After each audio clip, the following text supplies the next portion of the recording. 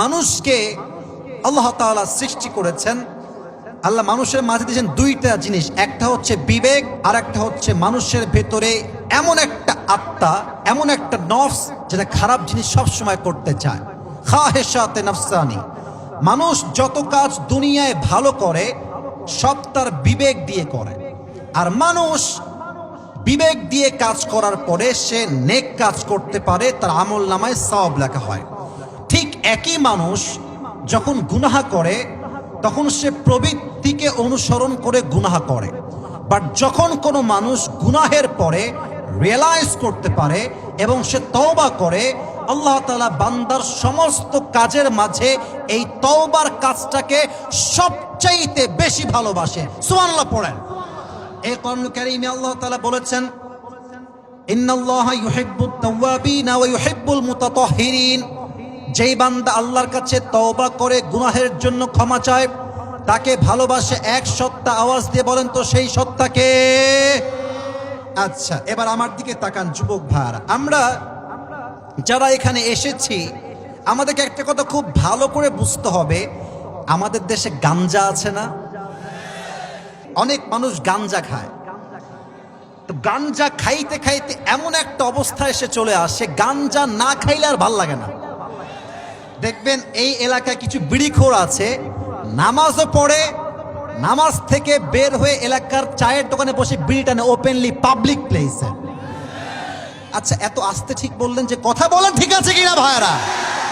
তো বিড়ি খাইতে খাইতে এখন বিড়ি ছাড়া আর ভাল লাগে না, গাঞ্জা খাইতে খাইতে গাঞ্জা ছাড়া আর ভাল লাগে না। এখন গাঞ্জা খাওয়ার জন্য বাপের মাথায় অস্ত্র ঠেকিয়ে টাকা বের করে অনেক যুবক গাঞ্জা খেয়ে বেড়ায়।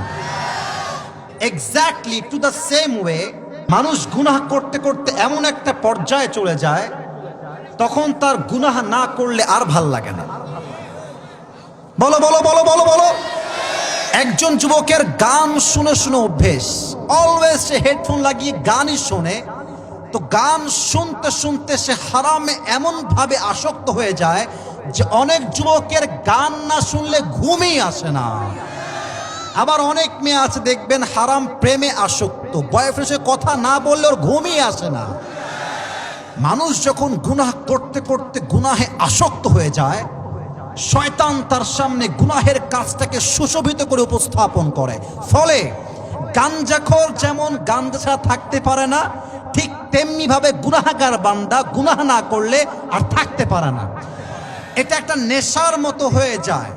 তো বান্দা গুনাহ করতে করতে করতে করতে, জেনা করতে করতে করতে, সুদ খেতে খেতে খেতে, গান শুনতে শুনতে তার অন্তরে একটা কালো দাগ পড়ে মরিচিকা হয়ে যায়। ফলে তার ঈমানটা এমন ভাবে নষ্ট হয়ে যায়, তখন সে ভালো আমল করলেও টের পায় না, গুনাহ করলেও তার মাঝে অনুতপ্ত কাজ করে না। এই অনুতপ্তির জন্য বা এই অনুশোচনার জন্য, অনুতপ্ত হওয়ার জন্য তওবা করতে হবে এক সত্তার কাছে। এবার বলেন আওয়াজ দিয়ে, তিনি কে?